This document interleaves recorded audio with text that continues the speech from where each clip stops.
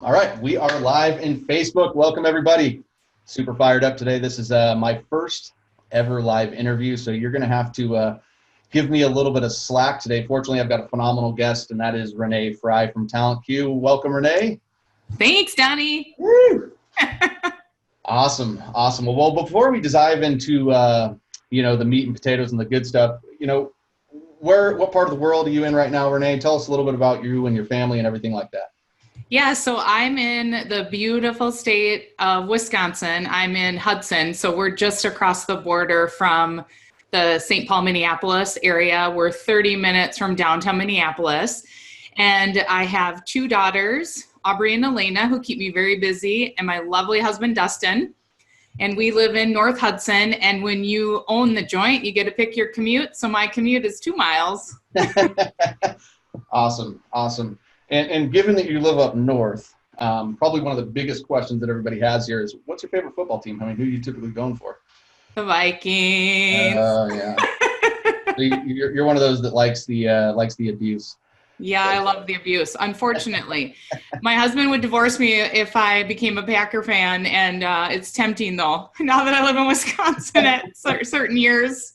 Awesome, love it. And tell us a little bit about your daughters. They're pretty active, I know, because we're friends and stuff, but they're pretty active in the swim world. Is that right? Yeah, my 9-year-old is a competitive swimmer with the Mako team here. And so we travel all across Minnesota for her competitions. And yeah, it's incredible to watch her swim. And then they're both in competitive dance. So I get to be the dance mom and put on makeup and stuff like that too.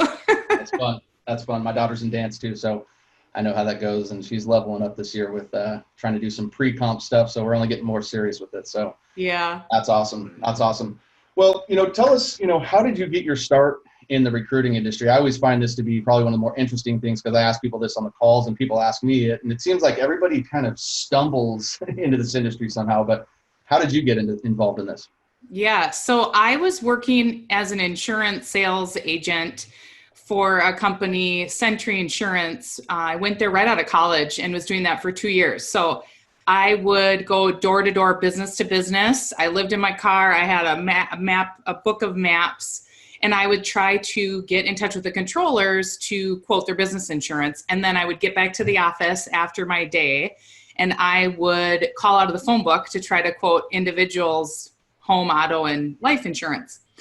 And they closed all the offices and put me in a home office, and they gave me a company car, which sounds super sexy, but I was miserable. I was going home every day because when you're told no 5 million times a day and you go back to yourself and you're your early 20s, it sucked. I was miserable. So I'm like, I got to get a new job. So I started telling people that I was looking for a new job, and I was thinking I was going to stay in sales because I enjoyed people and interaction.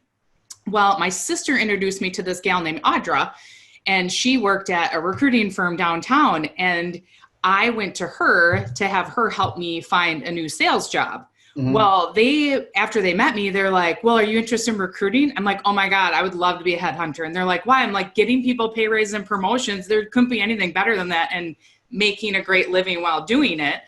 And so then I had like a dozen interviews there, and I got the job there. And so I started there without any recruiting experience. And I was doing temp and temp to hire placements in mortgage, banking, accounting, and finance. So, and to me, calling people on the phone was way easier than going door to door. So it was an easy transition. I was like, this is easy. Yeah. So from cold knocking to cold calling then. Yeah. Awesome. And then from there, you went on to Target, right? Yep. So I always wanted to, once my last role, before I went to Target, I was leading 2 teams of executive recruiters, one in St. Paul and one in Bloomington, and I loved it. I was teaching, training, mentoring them while running my own full desk of, generating business as well as getting my own candidates. And that's when the leadership, I was a top performer there, and the leadership was always the next year wanting me to make more money and produce more. And I had plenty of money. I didn't need any more money, and I was truly in it for the people.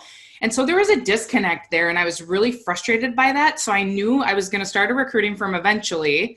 and I was going to manage people. Yes, we have minimum expectations, but manage them to their personal goals and not keep putting these demands on them to drive revenue up because they're great performers, because that's not what everyone's motivation is. Right. But there's millions of recruiting firms, and I had to set myself apart. And what I figured was I need to go get some great corporate experience to bounce back out, because, they say recruiters go to corporate to die. They don't bounce out like I do. And I wanted to have all that credibility of recruiting for a phenomenal organization so I could take that and enhance my trusted advisor skills and then bounce back out and start my own firm. And it's been a huge differentiator. Not to mention all the people that have left Target that I am still connected to. Awesome. And so how was that transition? You started TalentQ. How long ago did you start TalentQ? Almost 5 years ago. Okay. And have you guys, I know you're focused on supply chain now, but tell us about that. Were you always specific in that niche, or? No, since we met you, we went all in on our marketing for 2019 for supply chain and got really focused. However, my business was about a fourth IT, a fourth supply chain, a fourth finance, and then a fourth companies that outsourced all of their recruiting to us. So if there's a spike in volume or really difficult positions, so we were kind of a generalist in that space. Mm-hmm. And then this year, all of our external marketing and all of our messaging is only for supply chain, because I'm trying to transition to just that niche, because I love it. I love the people. I love they're so readily to network with you. They give you referrals. Right. Just incredible. And it's in high demand. So I just love it. Good. Kind of going down that path. I mean, if you were to look at being a generalist, and I know this is always a tough thing for a recruiter, because as a generalist recruiter, you can typically fill most of the roles, right? Yeah. But then it becomes the ability to do marketing and business development, things like that. How has your business changed since you've kind of really positioned and been in this niche of supply chain? Oh gosh, it's awesome, because we have more candidates that if they're not a fit for one company, we can get them in the interview process for other companies. So I feel like we give the candidates more opportunities. We have our clients who are getting more volume of candidates as well. So it's mutually benefiting our candidates and our clients that we've focused on this niche. And then you really start to know who are the key players, what companies hire the best people. I mean, how can I say it? You're working smarter, not harder. Right. More efficient, right? Yeah. Good. That's awesome to hear. And, you've mentioned this to me before, but, be good for the audience to kind of hear, but you mentioned to me before that now you kind of have more of an authoritative presence. When people get on the phone with you, they're kind of asking you more of what they should do rather than, hey, here's a job order, here's a search, go do it. Tell us a little bit about that. Yeah. So I get calls from people that, like, hiring leaders that may not have job openings, but they want to have a conversation with me and strategize about some things that they're experiencing in their business. So one gentleman was talking about, he's going to have 2 leaders retiring soon, and doesn't have anyone in the ranks that they could promote to that level. And so I was strategizing with him, like how ahead he needs to be on when their retirement is, once they have the date and all of that. Really needs to refine what type of talent. Hopefully they'll have some overlap with the person that's retiring, and all of that. And it's going to be a big transition, because this company in their distribution center has extremely low turnover. If I told you the company name, everyone wants to work there. But it's going to be an adjustment for the team too. So explaining all those facets. So that's one thing where people lean on me. Or I've even had people ask me about salary advice, like Eric Lopez from Ulta Beauty. He's a super high leader up there at their corporate office. And he said, hey, we're thinking about scoping out this role. What do you think? Is this in line with what you're seeing? And so I can give them my feedback, because I've got people, we are boots on the ground. We know what's going on, who's offering what, who's offering sign-on bonuses, what different tips and tricks they're doing to attract better talent, because it's super competitive right now. Right. And since you've been able to kind of establish that authority brand and having people like that reaching out to you, what have you seen, from like your business function? Has it been a little bit smoother because now you're kind of a little bit viewed more like as a partner? Yeah. Is Absolutely. Absolutely. But I positioned myself that way when I started TalentQ because I'm different. We become an extension of the client's brand. And so our values have to align first before I'm even going to do business with you. Right. And then, I am the expert. So I get that very clear across from the beginning. But yeah, I mean, I would say I've had much more efficient conversations though, and love providing that kind of value. Like my phone is open to any hiring leader who wants to know what I know. I'm here to share my information. Awesome. So there's obviously a lot of good stuff here. Tell us about, what were some of the struggles when you kind of started this business? What were some of the things that were challenging for you? And maybe the list can go too long here, but give us a couple of your key struggles there. Well, I had a partner when I started. She quit 8 months in, which left me with a whole shitload of work to do. And I worked nights and weekends. And then I decided I got to get an office. I got to start hiring people because I wanted to scale. So that's what I did. That was looking back, it's interesting because my husband said, oh, you're going to go through the stages of grief. Because when you lose a partner or if someone quits, you go through the stages of grief. And I'm like, yeah, whatever. I'm tough as nails. But it did happen. But now what the other side of it is so much has been phenomenal. Like it really pushed me to take action and do something. So that was kind of something frustrating. Another thing that gets kind of frustrating is obviously leading people and making sure we have clear expectations. That's always a struggle is, having them maintain the productivity but I wouldn't trade it for the world. Right. Leading the team, having control of the business. Now obviously you're passionate about this. I think everybody can see that. Yeah. What are some of the trends that you're seeing in the recruiting industry as a whole right now? Some trends like from our business? Your business, anything that's kind of happening in the overall world as being a recruiter, not so much a business owner, but some of the challenges or trends that you're seeing out there. Yeah, I think that some of the greatest challenges that a lot of the companies we work with face are candidates with multiple offers. I mean, it's a candidate-driven market.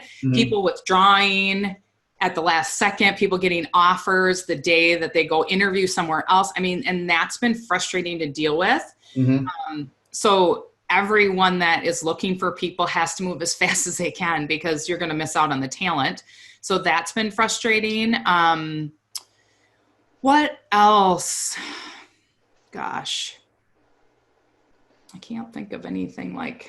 What would you say kind of another way to ask is like, what's right or wrong with the industry right now? Even if you know what I think is really interesting is I still tell people my competitive edge is picking up the phone. My team picks up the phone and we cold call people at work like that. There are not corporate recruiters doing that. There are not even other third-party recruiting firms doing that.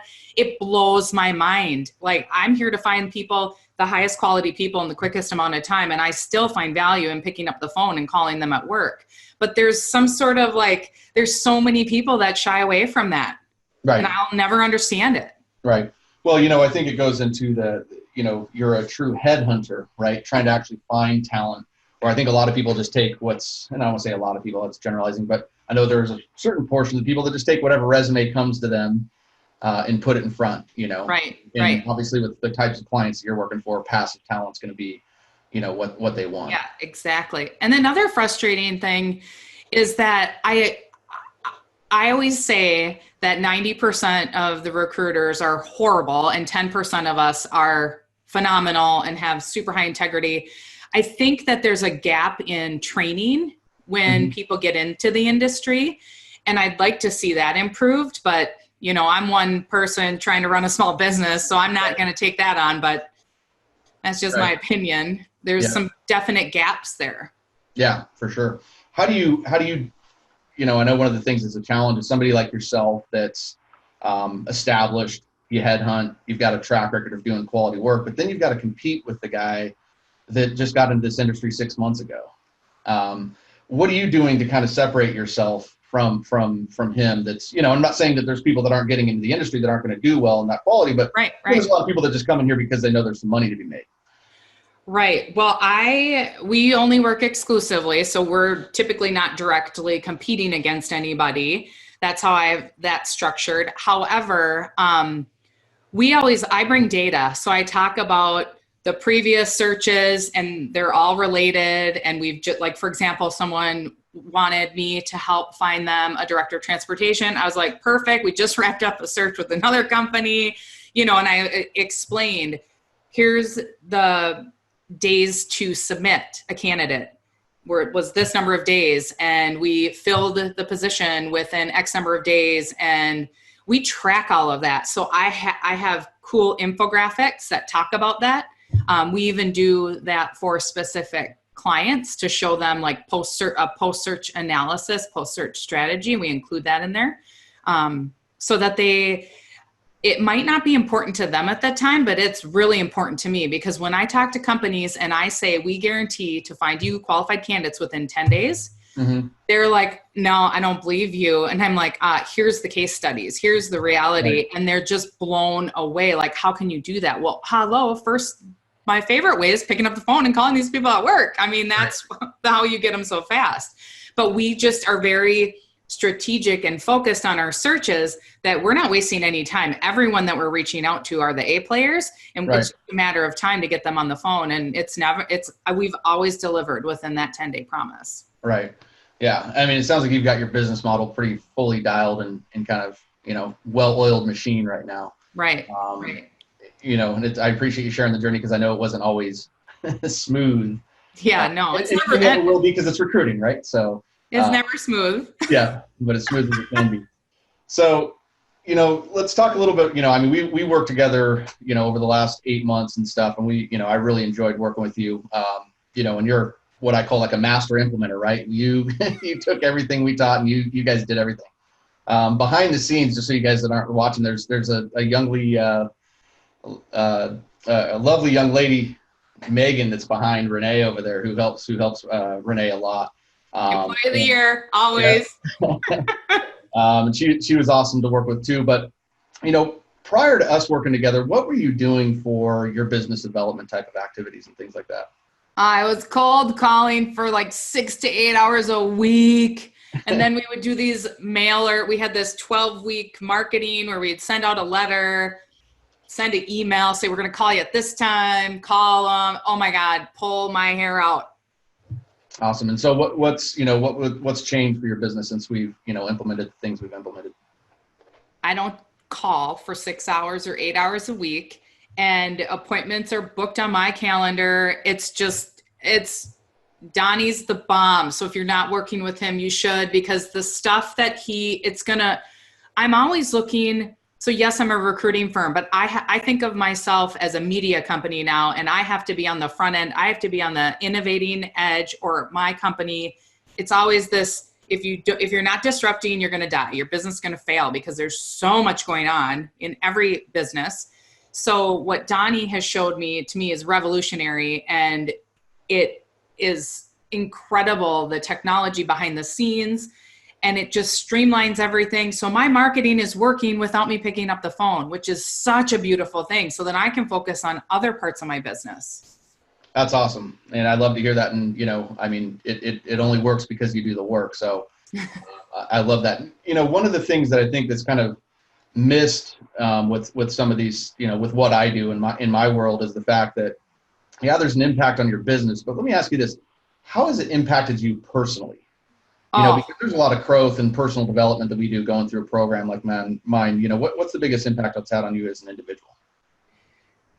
I can't just say one thing. Like, it's so comprehensive how it's improved my life and my well-being, even, that I'm not pounding, leaving messages, it was falling flat. No one was calling me back. Like, maybe one person out of 80 phone calls. I mean, it's just awful. And I'm very tenacious, so I don't let anything bother me. I don't take anything personally, but it really still beats you down a little bit. And to have more freedom to do the things that I want to do in my business. Yeah.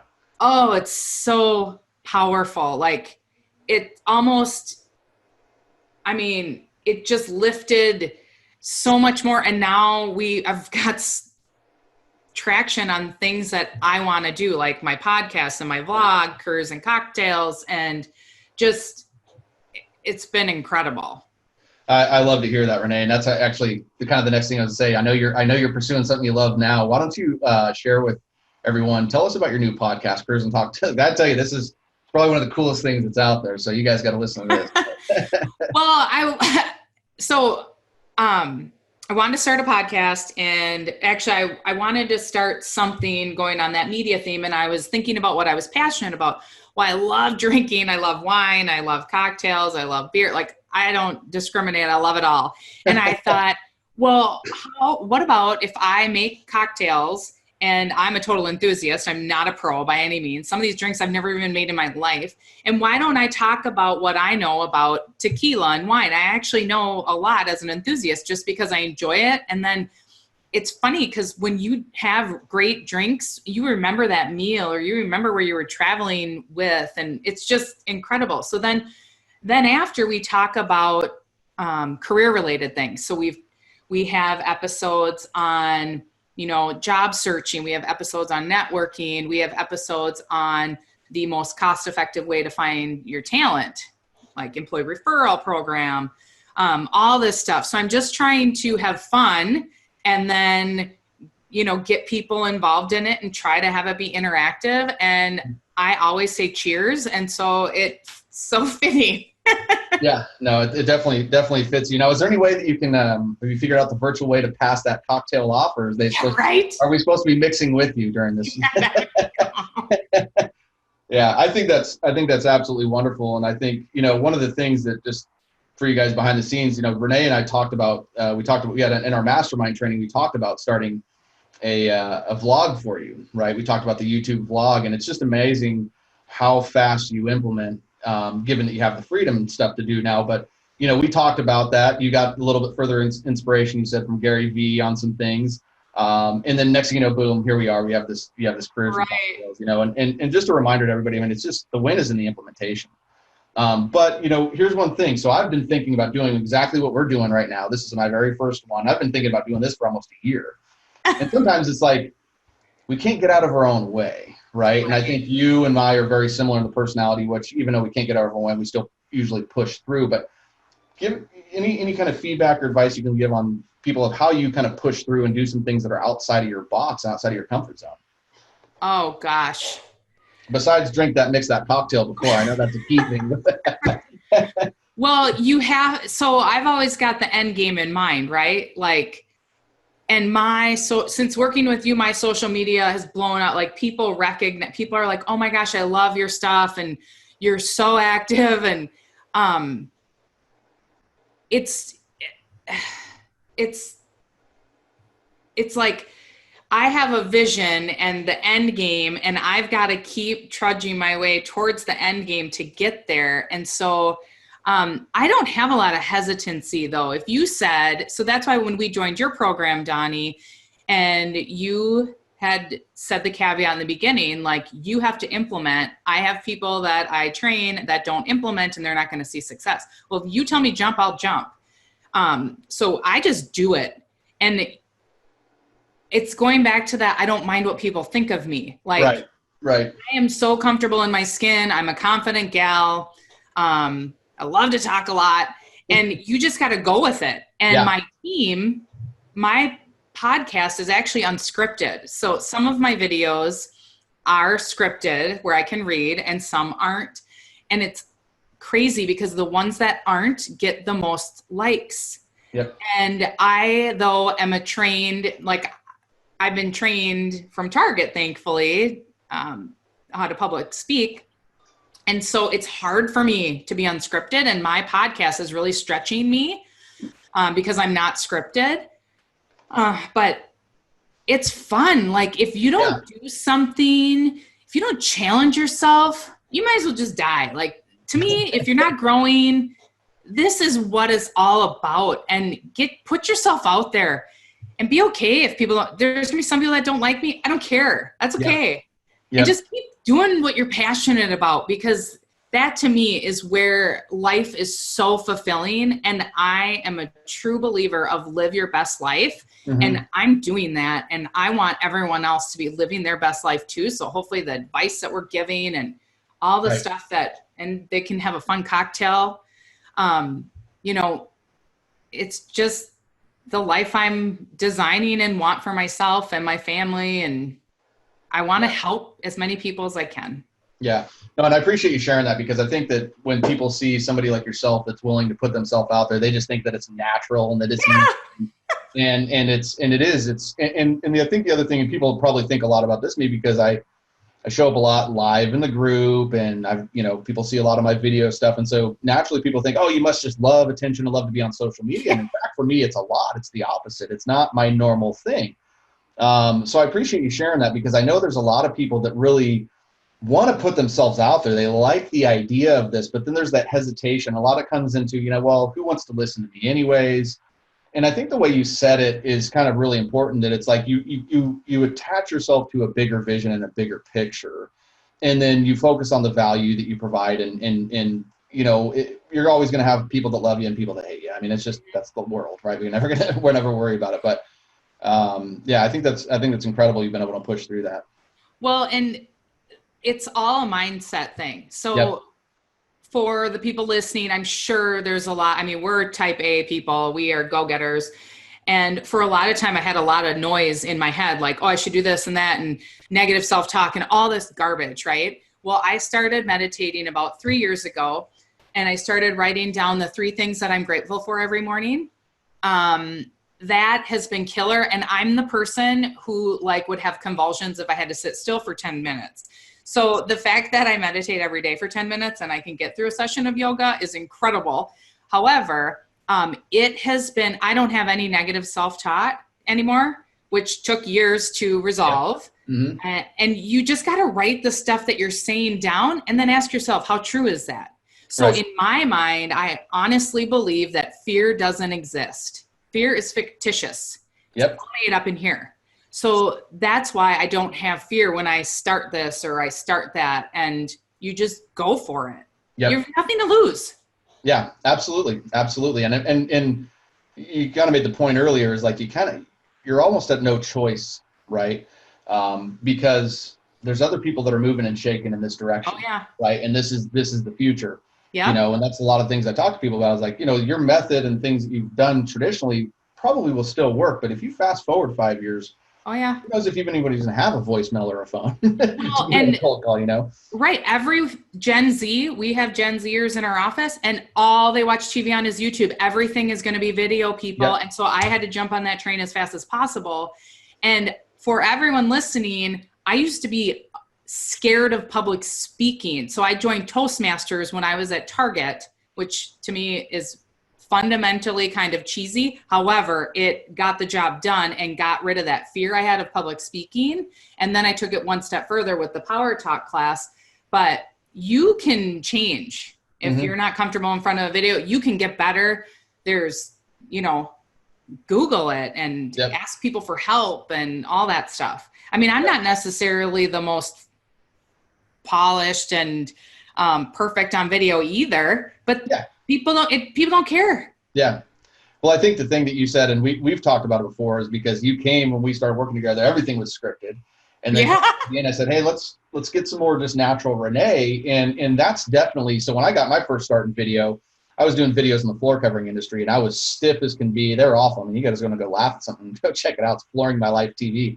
It's funny, but I was very structured because I actually had a communications background. So I would be structured and have my outlines and this, that, and the other. And I really realized I was never really, I was creating video and I made a lot of money from it. But in terms of engagement, it was never there because I was never Donnie. Right. And I think that's, now one of the things that's made my videos more powerful is the fact that I can show up and just be me, unapologetically, and take it or leave it type of a thing, but it is the true, talking about meditation. I do the same thing in the morning, Renee. I meditate for 10 minutes, some days 20 when I can. And then I also have a gratitude journal I write in every morning just to set my intention. So I know how powerful that is because that's been a game changer for me. Oh, yeah. But this morning's meditation, and for those of you listening, the Calm app, CALM. There's a Calm app. It's a guided meditation. You can get it right on your phone. It's awesome. So if you've never meditated before, you can start with that. But they always have a little message at the end. And this morning's message was about wisdom, right? And the thing about wisdom, they give free versions, and I'm going to butcher it, but I'm going to tell you the key point was the most wisdom that you can get is through failure. Oh, God, yes. Through trying and implementing. And that's one of the things, with all my clients and students that I say, hey, is like, look, shoot the video and be willing to fail and be willing to realize that, like, you can wait to start until you're perfect, but you're never going to be perfect, so you'll never start. Right. So it's really about just taking the action and going through the process. And I really reward a lot of my clients that I can tell they've never picked up never even shot a video probably for their family for fun. Right. But yet here they are kind of breaking these boundaries and getting better at it. And it's like riding a bike. Eventually you become a little bit more fluid and a little bit more better, Yeah, exactly. But I think the key things you're saying is like the mindset's such a big part of it because, if you can show up and be confident, then that's half of it. Right. Right. And there's nothing you can't screw anything up. Like, we're not saving lives here. So we're not, nothing, the outcome everything will be fine if you make a mistake. Exactly. In fact, it's always funny is like, typically when you make the mistake, people actually grow fonder of you. Right. Because you're a human. You're not robotic anymore and things like that. Right. Darn, I'm not perfect. Right. Exactly. Darn. Renee, what are you most excited about right now with your business? Oh my gosh. I am so excited that we are in the niche of supply chain, and that we are starting the Careers and Cocktails. I hope it takes off. You never know, what it's going to do, but I'm so happy that I'm still in business going on, year 5, and just still fundamentally treating my clients and candidates like white glove service, and continue to have repeat clients and clients that tell me, oh my gosh, I couldn't have gotten this job without your help, or companies that say, with these 2 hires, our business is going to grow exponentially. I mean, that is so rewarding. I'm living my dream. And yep. That's awesome. I love it. A couple of people have commented, just kind of, Jessica commented wanting to know how you started meditating. How did you get your start with meditation? Okay. So a Harvard MBA gal that I met had recommended it, and I was like, okay. And then I don't know if she recommended the app Headspace, but I stumbled across the app Headspace. So that's a paid app, and it takes you through. He'll talk to you a little bit and takes you through it. So I committed to doing it once a day for 10 minutes. And now I've been doing it, for over 3 years. So awesome. I work out first, and then I meditate, and then I jump in the shower and start my day. That's cool. And Jessica, just kind of tie onto that. I mean, that's basically, I have a very similar routine. I wake up, I usually meditate first, then I'll go work out, and then I journal. It's some sort of order. Not every day serves it in that order, but a great way to get started with meditation is just go through that guided Calm app. That's what I did to get started. I had no guidance whatsoever. That's a great way to get started, but phenomenal question. And kind of as that, we're almost kind of wrapping up here a little bit. And if you guys want to leave some comments, any questions that you have, we'll try to get those answered here. But Renee, for everybody on here, who are 3 kind of either influencers that have impacted your life specifically, or who are 3 maybe influencers that people in the recruiting space should be following right now? Johnny Gupton. Well, thank you. Good question, because I don't look to a lot of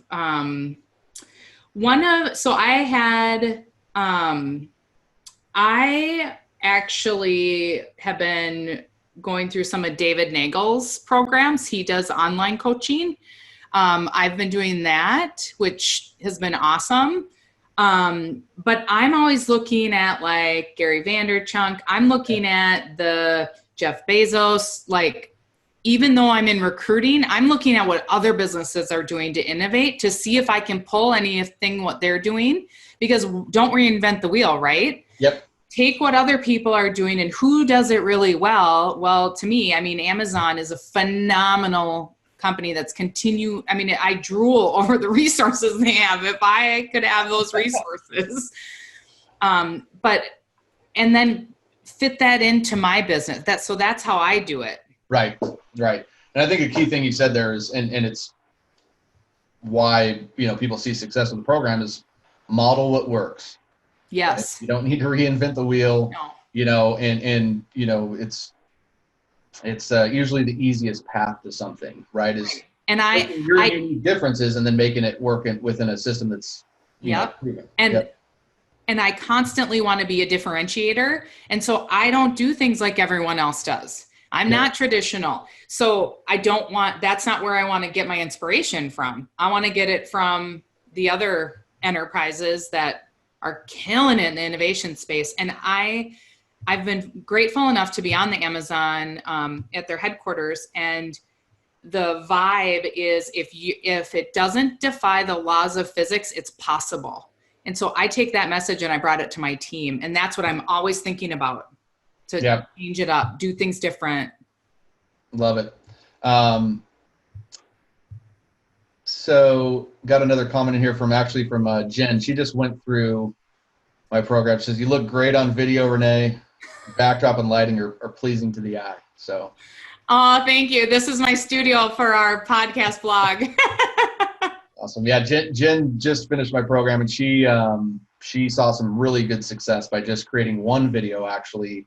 And to her credit, it was another one of those situations where she just had to really overcome, her own challenges and fears of putting herself out there. And I think after she's done it and seen what can come from it, she's all in. Congrats, Jen. Keep doing it. Awesome. Well, if there's no other questions from the feed, we'll kind of wrap this thing up here. But, a lot of people, Renee, are looking to have kind of similar success that you've had in their recruiting business. What's one piece of advice you can leave everybody with today?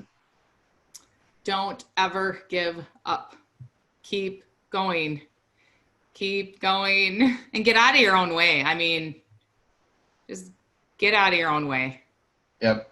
Awesome. I love it. Get out of your own way. That's what I'm doing today, right? Get out of my own way. Finally having this interview. This has been so much fun. I've enjoyed the hell out of this, and I hope everybody listening did. And I hope you did especially. I really appreciate you taking your time to sit here and chat with me, Renee. Yeah, you bet. My pleasure. Anything for you, Donnie. Well, thank you. Next week, we're going to be doing one more of these. Well, not one more. We're going to be doing the next one. So next week, we're actually going to be I'm talking with Daryl James. He's got a podcast as well, and he's a recruiter. And he's going to be sharing with us how he's really been able to kind of connect and engage with HR, which I know is a challenge sometimes. We either try to leap them, keep them out of it, and he's got some pretty good strategies he's going to share around how he's been able to successfully engage with HR, and also talking about some things around diversity in recruiting, which is obviously a hot topic right now. So I appreciate everybody being here. Renee, thank you very much. And we will see everybody real soon. We'll talk to you guys. Bye. Cheers.